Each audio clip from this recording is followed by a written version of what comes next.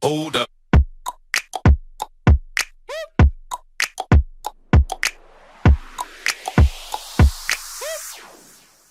Hey, SMU crew! I am super excited because I am recording this training with my brand new microphone, so the sound should be on point. There shouldn't be any issues. You guys should be able to hear me even better than before. So we're going to be diving into Facebook. Another element of Facebook is dominating content. This one is so important because I feel like we all draw a blank when it comes to creating content for our clients' pages on social media, especially on Facebook. It can be so difficult to figure out, what in the world do I post?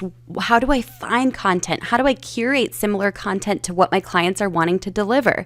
Well, I've got you covered in this training, so let's just dive right on in. You know my style.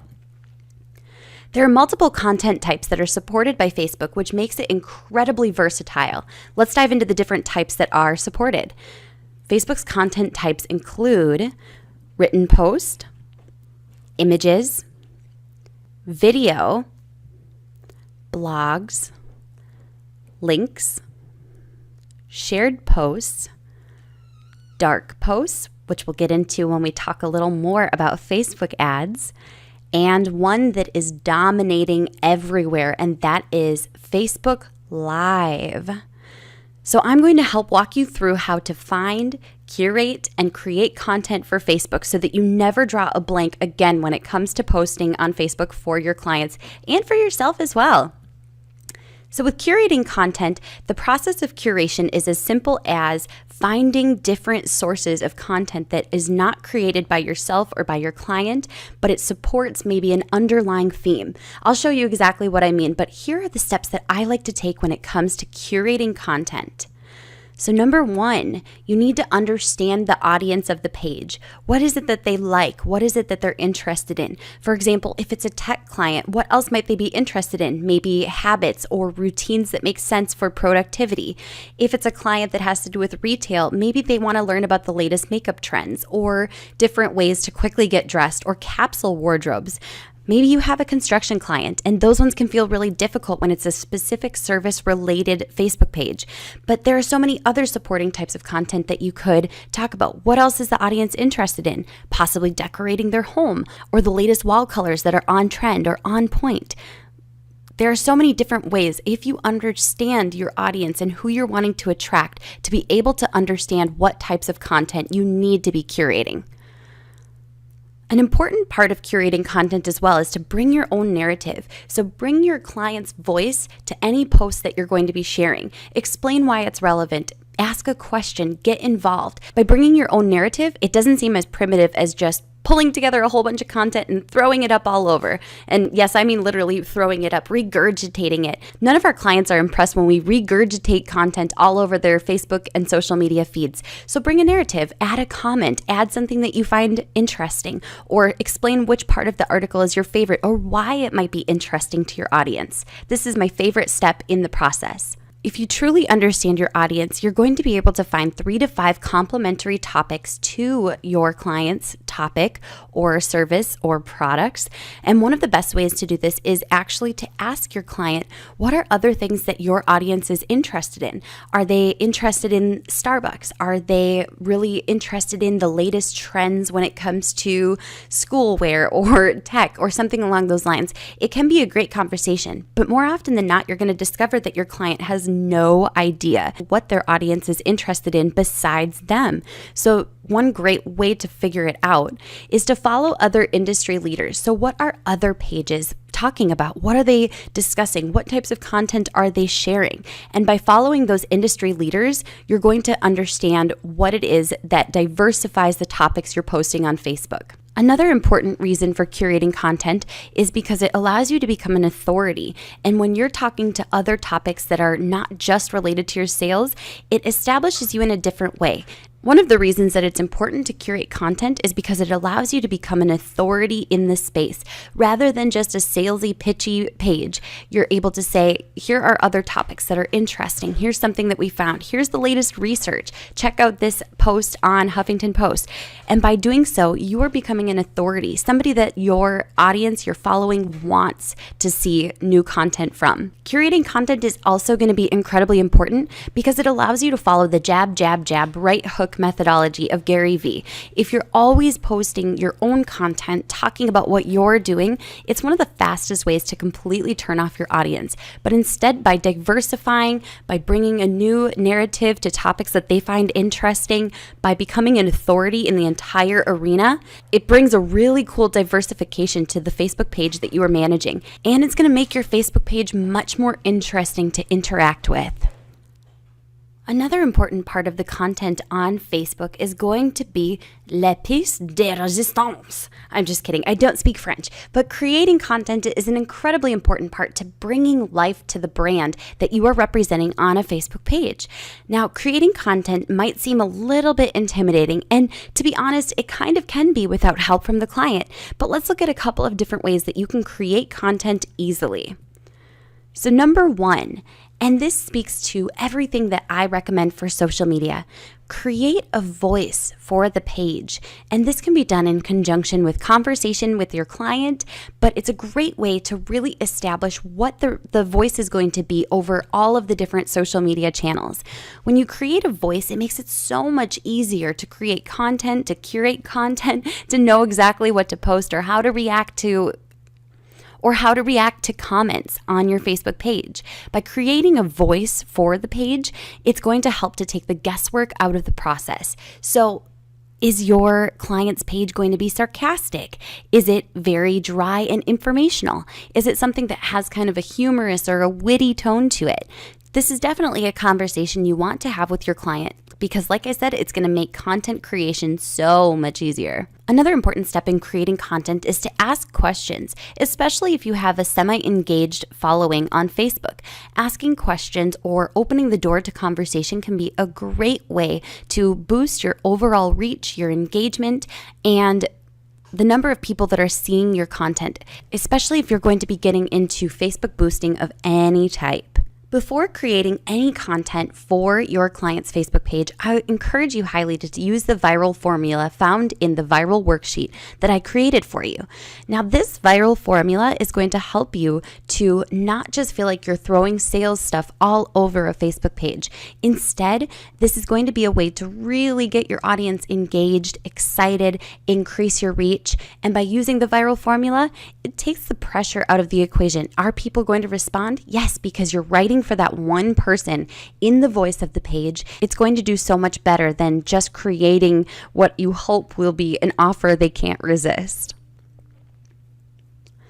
When creating content, don't be scared to get inspiration from others. So if you see a great post on Facebook, so don't hesitate to use some variation of that post that you see. Content comes in many different forms. As we explored in the very beginning, there are 8 to 10 to 20 different types of content that you can be sharing on Facebook, which makes it so incredibly powerful, but also versatile. One of my favorite tools for creating content, and it's honestly the type of content that I've seen a ton of reactions from, is Canva. So using Canva to create visually attractive images or posts that have to do with a question or something that relates highly to your audience. Creating images in Canva has been my fallback for most of the content that I post on Facebook for myself and for my clients. You can also add a link, a dialogue, a question, hashtags, anything into the post that you want. We'll take a look at exactly what that looks like in just a couple minutes here. Now, like anything else, I love good tools and I love good tools that are free. So I have a whole list of tools for you guys that you can use for content curation as well as creation and inspiration for Facebook posts. And here they are.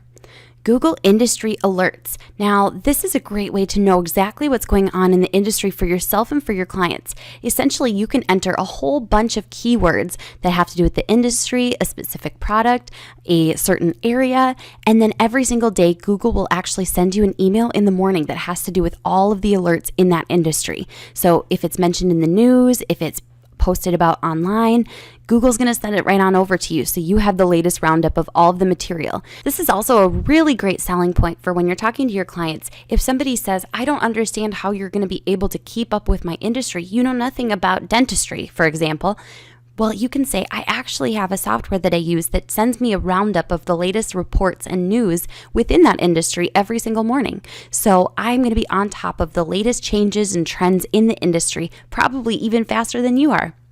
It's a great selling point.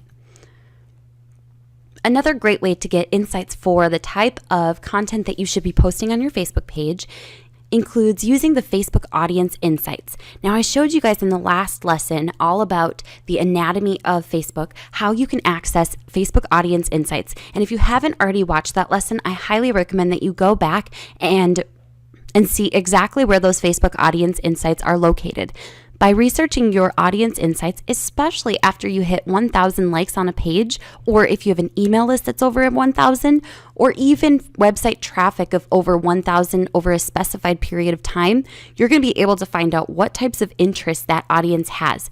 It's basically what they have a high affinity for. Are they obsessed with technology? Are they secretly, passionately movie lovers? There are a couple of different ways that you can find out what your audience is obsessed with using Facebook Audience Insights. Scoop It is another great software that you can find online, which is a great way to find out which types of news reports are trending and to get the latest before anybody else does.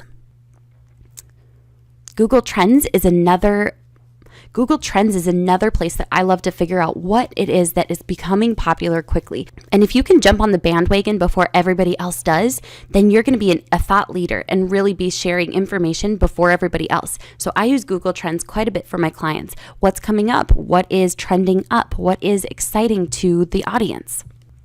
I've talked about it before, but BuzzSumo is also a great way to stay on top of what content is already trending and most likely to get a response on Facebook. Now, BuzzSumo has a paid version as well as a free version, and it's a little bit spendy, so I don't recommend diving into the full-on paid version unless you have a full clientele and are using it almost every single day for each of your clients. But there is a free version that you can use. I believe there's a weekly limit to the number of searches that you can do, so I maximize that weekly limit and use it as many times as I possibly can before waiting until the next week to use it again. Facebook trending topics is another great way to figure out what people are already talking about, because sometimes this can be a great way to find content to share. Now, you can find the Facebook trending topics on the right-hand side of Facebook when you log in or when you are on your homepage. This is perfect for any page who's going to be discussing celebrities, the latest news, topics that are trending, any page that has to do with sports or weird fads. This is a great place to find pieces that you can share easily and are already getting a reaction. And one other tool that I love for sharing content is a Facebook Debugger. Now, this one's different than everything else because this is the only one that isn't going to give you insights into what is trending, what will trend, what is most likely to be popular on Facebook.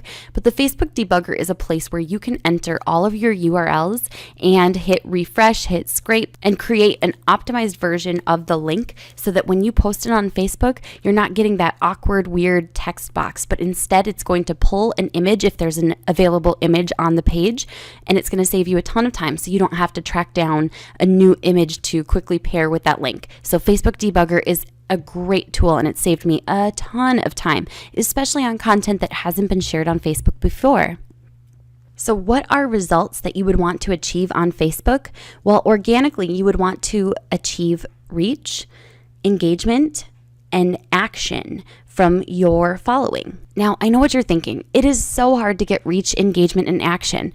But with using the content curation systems that I have in place, as well as the viral formula for creating incredible and epic and engageable content, you're going to see results faster than you've ever seen before. But one of the best ways to really understand what is working on Facebook is to take a look at the people who are getting results. We're going to be looking at some of the industry leaders because what they are doing is working. And yes, I know that their followings are much bigger than most of ours and most of our clients' pages, but it's a great way to see the varying types of content that they're using and exactly how it's getting results. So we're going to be looking at a couple of the Facebook pages of people in varying industries because I want you guys to really take a look at what works when it comes to social media, specifically Facebook. So one person that I immediately want to talk about is Melissa Ramos of Sexy Food Therapy. So if you take a look at her page, there's a gorgeous cover image. She's got a great smiling profile photo. But more importantly than that, if you take a look at her content, it's really engaging. So I mean, this catches my attention immediately. She uses hashtags. She has the link in bio. She has some interesting conversations. And if you take a look at the engagement on her post, you're going to see that there are 22 likes, 2 shares, and comments, which is becoming increasingly difficult to grab. Now remember, even the big shot names aren't always going to get engagement in everything. Right here, you'll see that this post was posted about an hour ago and it hasn't gotten any engagement yet, but I guarantee that she'll get some engagement on this because she starts out with something incredibly engaging and then talks about her blog post. But there's more than just her own post in here. There are also images. This one got 18 likes and a comment. This one where she establishes herself as an authority talking about something with a link to a blog post and just a normal image. She's got Facebook Live, and look at this, 3.9K views. Holy moly. But by creating 3.9K views, that's all audience that she can later target down the road. But you can also see that she has 105 likes on this post, as well as comments and engagement. 129 comments. Look at that. So that's great. Let's look at another industry. This one's a little more appealing to me because home design, construction, any type of cleanup services, all of those are so not sexy by nature. And I only use the word sexy because I just was talking about Sexy Food Therapy. But Martel Custom Homes has done a great job of building up their fan pages, and Martel Custom Homes has done a great job at building up their Facebook pages. They have 6,000 likes, so it's modest, but you can see they've also worked really hard to get reviews. 46 reviews. So my guess is that they email all of their happy customers and ask them to leave a 5-star review. Now, if you take a look at this, it says, look at this beautiful home we just finished for clients. Now, is it in and of itself an amazing post? No, but it captures imagination. They got 289 likes, 29 shares, and tons of comments. They have really mastered the game. Now look here, there's a video. I'm guessing this one wasn't posted in live. This was just a pre-recorded video, but they're engaging. Video does well. It got 705 views, which is a lot, especially got 1 share, 35 reactions, and they're constantly creating different types of content. Now, if you take a look at this, the reason I love this page in particular is because this is nothing that you guys can't do. This is easy. This is on a budget. This is simple as setting up an iPhone and creating a video. This is something your clients can do. Just by capturing their work, it creates a really cool opportunity for engagement and dialogue. Look at that, 68 likes, 12 shares. Talk about free branding everywhere. Yes, please. Martel Custom Homes has done a great job of creating an engaging feed. Now, the one thing that I noticed is that they don't talk about anyone else's work, but it looks like they don't have to, and that's okay sometimes as well. Now, here they did mention an award that they were up for, but they don't do a lot of content curation, and if that's working just fine, then that's perfect. I'd be crazy to leave out Gary Vaynerchuk in this roundup. Now, Gary has obviously mastered the social media engagement game. Now, granted, does he have millions to spend on the pay-to-play game? Absolutely. But take a look at this. Any one of us can create a Facebook Live, add subtitles, add your Snapchat or your Twitter handle right there. But he's basically just creating opportunities for engagement. This one has 211,000 likes. This one has 211,000 views with 4.8K reactions, 1,877 shares. Now, Gary has really mastered the viral formula and his brand voice, so people know what to expect, and then they're so excited about it, and I apologize in advance for the F word on the screen. I can't ever promise what's going to happen when we've got Gary V on the screen. I love him. But as you can see here, he's really just got this down. Sometimes he posts other people's content. More often than not, he's posting content that encourages, uplifts, inspires, and it's a great way to run your Facebook page. Next up, we have one that is a small town boutique, and I have been following them for a while because their social media game blows me away.